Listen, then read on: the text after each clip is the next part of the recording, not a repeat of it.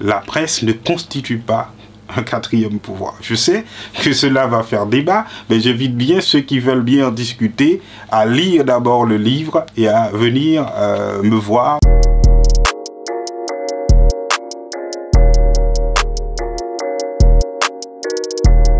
On me connaît sous le nom de Marc-Henri Siméon. Je suis prêtre de l'Église catholique, ordonné le 28 avril 2012 pour le compte de l'archidiocèse de Port-au-Prince. J'ai travaillé pendant 3 ans à la paroisse du Sacré-Cœur de Turgeau comme vicaire. Ensuite, j'ai été envoyé en France par l'évêque, l'archevêque de Port-au-Prince, d'alors, Monseigneur Guy Poulard, pour des études que j'ai menées dans plusieurs disciplines. C'est vrai qu'il y a un aspect que vous abordez dans le livre, je trouve que c'est assez juste, mais je me pose la question aussi parce que je n'ai pas trouvé la réponse, effectivement. Ouais. Alors, le culte du secret et le silence de l'Église parfois, est-ce que c'est pas un frein, évidemment, à ce que la communication entre l'Église et le média se fasse normalement? Alors, l'Église a une culture du secret, telle que nous en parlons dans notre livre. Et par rapport à cette culture du secret, il y a l'hypercommunication médiatique qui se pose comme une forme d'antinomie. Et là, j'essayais de montrer dans ce livre que cette culture du secret n'est pas une culture qui consiste à faire l'omerta sur certaines choses telles qu'on en parle souvent dans les médias par rapport surtout aux scandales qui souvent mettent à nu certains comportements bien entendu condamnés dans l'Église. Donc cette culture du secret deviendrait effectivement un frein dans la mesure où ce secret est surestimé, ce secret est mis au-dessus de la nécessité de l'exigence de la vérité. Donc le secret tel qu'on en parle dans l'Église, ce n'est pas une négation de la nécessité de dire la vérité, mais il y a certaines choses qui parfois qui peuvent être communiquées à certaines personnes et pas à d'autres. Et ces secrets-là dont on parle dans l'Église, ce n'est pas des secrets concernant la vérité que le peuple de Dieu ou le public doit connaître. C'est un secret, par exemple, par rapport à une information. On parle dans l'Église de secret pontifical. Je prends un exemple bien simple. On nomme un évêque dans l'Église. En général, l'évêque est nommé sous le sceau du secret pontifical. Donc, tant que le temps requis n'aura pas été écoulé, ne s'est pas écoulé, la personne concernée ne peut pas, elle-même, révéler cette information. Il y a aussi le secret confessionnel. Lorsque quelqu'un vient voir un prêtre en confession, le prêtre n'a le droit de révéler, pour aucune raison, ce que la personne lui aura dit en confession. Bien entendu, si la personne vient juste pour un accompagnement spirituel, pour recevoir des conseils de la part du prêtre en dehors de l'administration du sacrement de la confession, à ce moment-là, il n'y a pas le même sceau du secret confessionnel qui est posé sur ce qui aura été dit dans ce cadre-là. Donc, lorsque l'Église parle de secret, c'est dans ce sens-là, ce n'est pas dans le sens de l'exigence de la vérité qui est nécessaire. D'ailleurs, c'est par rapport à cela que nous aussi, nous essayons d'analyser le travail des médias. Alors, cette idée que l'Église doit soigner ses rapports avec les médias, est-ce que c'est pas un peu dangereux? Est-ce que ça ne risque pas de fausser le message de l'Église?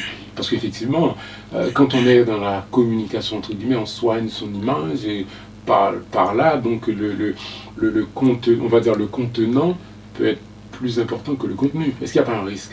Ce qui est de première importance, c'est le contenu, ce que l'Église souhaite transmettre. Et là, il y a l'enjeu d'une déformation de ce contenu qui se pose à travers le travail médiatique, parce que souvent, il y a une conception qu'on a du travail des médias, qui est une conception qui fait fi de la liberté du sujet qui reçoit le message. Je crois que c'est Dominique Volton qui dit que le premier enjeu de la communication, c'est l'enjeu de la relation. Il y a un autre, et cet autre doit être respecté dans sa liberté et dans sa posture de sujet, et non réduit à un statut d'objet. Donc c'est en ce sens-là que la communication médiatique représente un enjeu et que l'Église doit essayer à chaque fois de mieux comprendre la procédure de la communication médiatique pour mieux utiliser les médias en son sein, puisque l'Église possède aussi des médias que nous appelons dans cet ouvrage les médias confessionnels, et elle passe aussi par les médias non confessionnels pour transmettre son message. De toute façon, elle ne le fait pas dans un but d'instrumentalisation des médias non confessionnels, mais de toutes les façons, les médias vont s'emparer de tout message qui circule et qui mérite d'être transmis pour communiquer ce message. Qu'est-ce que les médias auraient à gagner dans ce rapport? Donc, est-ce que le risque de manipulation n'est pas réel?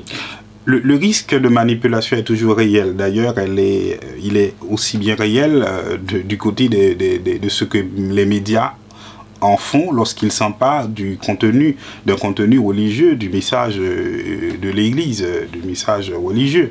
Donc, de toute façon, je pense que le respect de l'autre, cette altérité qui est fondamentale en matière de communication, c'est important de le poser à chaque fois, de le rappeler à chaque fois, de rappeler cette importance, cette dimension fondamentale de l'altérité en matière de communication pour que l'autre ne soit pas réduit à un objet. Donc, le risque de manipulation existe aussi certainement du côté de l'Église aussi.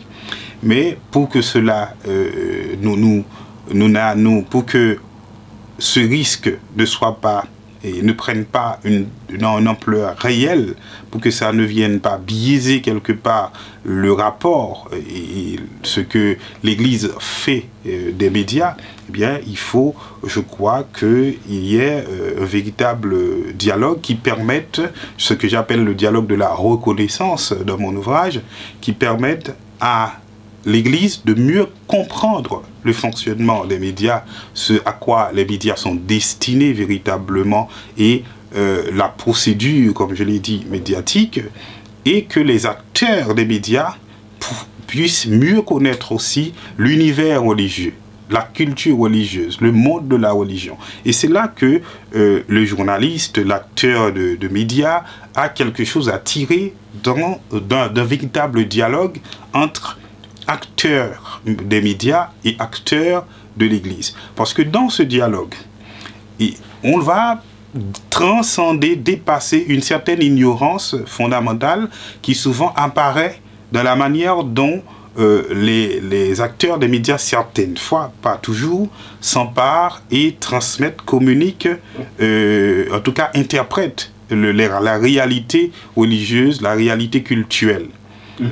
Certaines fois, on a l'impression que le langage religieux n'est pas assez familier du monde des médias, que les journalistes, que les animateurs, que les acteurs des médias ignorent quelque part la nature du langage, du contenu religieux. Et mais il manque aussi un peu de transparence.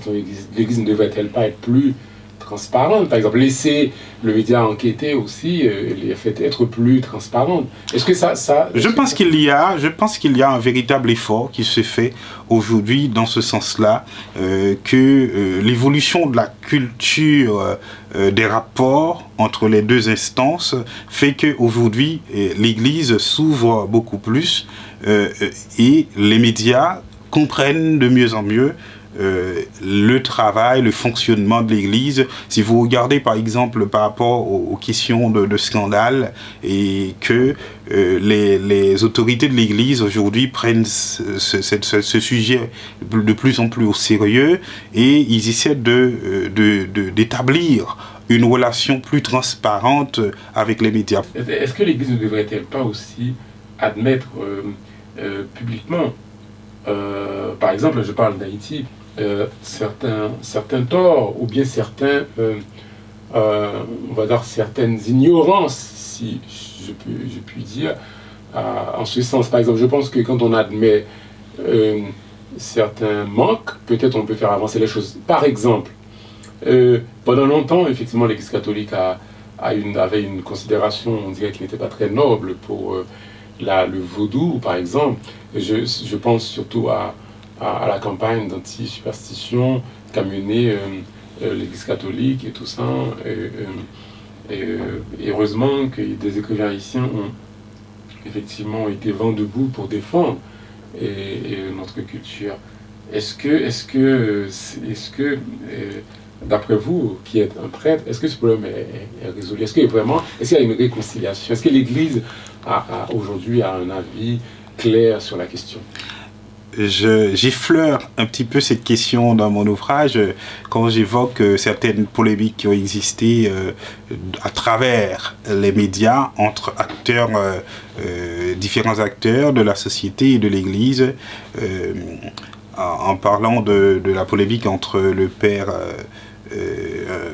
ce prêtre qui écrivait sur la question de la superstition, et l'auteur Jacoumet.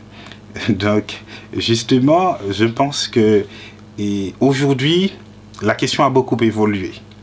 Mais il faut dire qu'il y a, vous parliez tout à l'heure d'ignorance, parmi les acteurs, que ce soit dans les médias que dans l'Église, il y a certaines formes d'ignorance, effectivement. Et je crois que cette ignorance, au niveau des acteurs, du côté des acteurs de l'Église, c'est une ignorance de cette distinction entre la culture et la religion. Donc, dans toute culture, il y a une dimension religieuse. Et il ne faut pas toujours confondre cette dimension religieuse fondamentale de la culture avec le côté cultuel de la religion, pratiquante de la religion, qui donne lieu, par exemple, à quelqu'un de se dire être adepte du vaudou, par exemple. Il y a beaucoup d'éléments dans la culture haïtienne que l'on retrouve qui prennent un symbolisme cultuel, un côté symbolique culturel dans le vaudou. Mais ce n'est pas pour autant que ces éléments appartiennent exclusivement au vaudou. Entre autres, il faut dire aussi que cette reconnaissance et ce respect de la liberté religieuse des gens, c'est quelque chose qui a connu aussi une forme d'évolution de la pensée et de la compréhension des acteurs. Si vous regardez par exemple dans l'Église, c'est au Concile Vatican II, qui s'est tenu entre 1962 et 1965, il y a eu un document qui a été élaboré exclusivement sur la question de la liberté religieuse, qui s'appelle Dignitatis Humanae. Donc, à partir de ce moment-là, l'Église affirme qu'elle reconnaît le droit de chacun de pouvoir croire ou de ne pas croire, et de pouvoir adopter la religion qu'il souhaite adopter, que la personne souhaite adopter, sans être victime de quelconque stigmatisation ou violence que ce soit. Et si l'on va regarder bien dans le temps de la campagne anti-superstitieuse, on était dans un temps où l'église d'Haïti était une église, un territoire de mission. C'est-à-dire, c'était particulièrement des prêtres missionnaires étrangers qui faisaient le ministère, qui exerçaient le ministère dans le pays. Or, lorsque vous êtes étranger, l'Église exige des étrangers qui arrivent en mission dans un territoire qui n'est pas le leur, de s'acculturer, de chercher toujours à s'acculturer, à comprendre la culture du peuple où ils sont envoyés. Mais ce n'est pas toujours le cas. Et c'est tellement pas toujours le cas que le pape lui-même, à certains moments, a dû réagir, écrire à certains missionnaires pour leur dire « Mais on vous a envoyé transmettre l'évangile, mais pas votre culture à vous. » Le problème, c'est que souvent, même à l'intérieur de même peuple, il y a des variantes culturelles qu'on peut retrouver, et parfois, un prêtre qui arrive des villes, d'un milieu urbain à un milieu rural, peut être offusqué, peut chercher à bousculer la pratique, le comportement, les coutumes des gens, parce que tout simplement cela ne lui est pas familier. Donc il nous faut quelque part être plus ouvert, être plus tolérant à ce qui nous est pas familier et à reconnaître le statut autre de ce qui n'est pas nôtre. Voilà ce qui doit d'abord créer ce climat de tolérance et permettre à tous d'exister dans une société. Et une société n'est jamais religieuse. La société, elle est une société séculière. Et donc, dans cette société, toutes les religions peuvent exister. Vous voyez, tout comme une société ne veut pas être laïque. C'est l'État qui est laïque. Mais la société ne peut pas être laïque parce que dans la société, il y a aussi place pour l'existence de la religion. Il y a des éléments de la société qui sont des éléments religieux. Par contre, l'État est laïque, peut être laïque parce que l'État, quand il n'est pas confessionnel, c'est le meilleur moyen qu'il a de vraiment réguler l'existence de tous les citoyens et empêcher que certains empiètent sur les droits des autres. Donc en gros, c'est vrai que je vois que vous répondez à la question de manière trop subtile et je dirais même de manière très théorique. Vous ne voulez pas entrer dans le vif du sujet. Est-ce que vous voulez me dire que c'était des missionnaires qui faisaient de l'excès de zèle, c'était pas des consignes du Vatican? Non, du tout. Il n'y avait pas de consignes. Si vous allez regarder dans les annales de l'Église, vous ne trouverez pas au contraire, vous trouvez des consignes qui invitent les missionnaires à respecter la culture des peuples où ils sont envoyés. Mais il n'y a aucune consigne qui demande aux missionnaires d'agir à l'encontre de la culture des peuples vers lesquels ils sont envoyés. J'aimerais que vous éclaircissiez la position de l'Église catholique sur le concordat de 1860. Dans le cas d'Haïti, le concordat que nous avons, que l'Église a signé avec l'État en 1860, est intervenu dans un contexte assez particulier. C'est pour cela qu'il y a autant de débats autour. Parce que ce concordat devient le premier texte de nature internationale, de droit public international, qui reconnaît l'existence de l'État d'Haïti. Parce qu'avant, l'État d'Haïti était un État isolé et aucun peuple, grand peuple de l'époque de l'heure n'a voulu reconnaître l'indépendance et la souveraineté d'Haïti dans la mesure où cette reconnaissance aurait légitimé l'acte ou encore la geste de 1804 qui nous a valu l'indépendance. Donc, ce texte, Haïti l'a souhaité, je crois, et l'Église aussi l'a souhaité. Et je vais m'expliquer. Haïti l'a souhaité parce que tout simplement cela avait comme conséquence positive une reconnaissance internationale de ce jeune État. Le Saint-Siège l'a souhaité aussi parce que, au lendemain de la guerre de l'indépendance, il y a eu une désorganisation quasi totale de l'église locale, c'est-à-dire de l'église d'Haïti. Certains appels ont été lancés, particulièrement par le président Boyer, pour qu'il y ait un envoyé du Saint-Siège pour réorganiser l'église d'Haïti, mais vu le contexte, cela n'était pas possible avant l'intervention du concordat. Donc ce concordat va certainement accorder beaucoup de privilèges à l'Église de la mesure où on est encore un jeune État. Il ne faut pas l'oublier. Donc on est un jeune État, tout comme lorsqu'il y a eu les indépendances en Afrique, vous avez eu beaucoup d'intellectuels haïtiens qui sont partis dans ces pays-là pour essayer de construire quelque chose dans le contexte post-colonial. Donc, la présence des missionnaires, avec les quelques rares et personnes assez cultivées dans la nation haïtienne déjà, était un atout pour la pérennisation de la culture et la transmission des éléments de la culture particulièrement à travers l'éducation. Voilà pourquoi l'État va concéder assez de privilèges à l'Église pour pouvoir mener à bien l'œuvre de l'éducation dans le pays. Ça a été le cas aussi, par exemple, en France, avant qu'aura été adopté des décisions de rendre l'école entièrement publique. Donc, c'était l'Église qui assumait dans la société la mission d'éduquer les enfants. Donc, je crois que particulièrement, ce sont ces privilèges-là qui sont accordés à l'Église par le Concordat qui font certaines fois discussion. Est-ce que le droit de réserve des prêtres sur le plan politique, est-ce que c'est encore de mise aujourd'hui? Est-ce que, par exemple, vous en tant que prêtre, est-ce qu'il vous est interdit, par exemple, de prendre une position politique, ou même de faire de la politique? Dans la discipline de l'Église, dans le droit canonique, le prêtre est interdit de faire de la politique active. Donc un prêtre ne peut pas être membre de partis politiques, un prêtre ne peut pas assumer de fonctions politiques.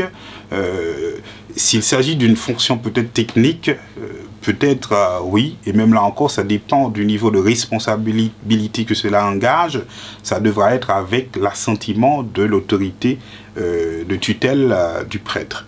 Donc le prêtre n'a pas le droit d'être candidat aux élections, en tout cas pour être représentant du peuple, peut-être candidat à des élections au niveau des associations de fidèles qui existent dans l'Église, mais pas au niveau politique. Qu'est-ce que vous pensez avoir apporté, soit dans le débat, par rapport concernant l'Église ou les médias, et qui serait utile pour quelqu'un qui voudrait, en fait, qui hésitait à lire votre livre?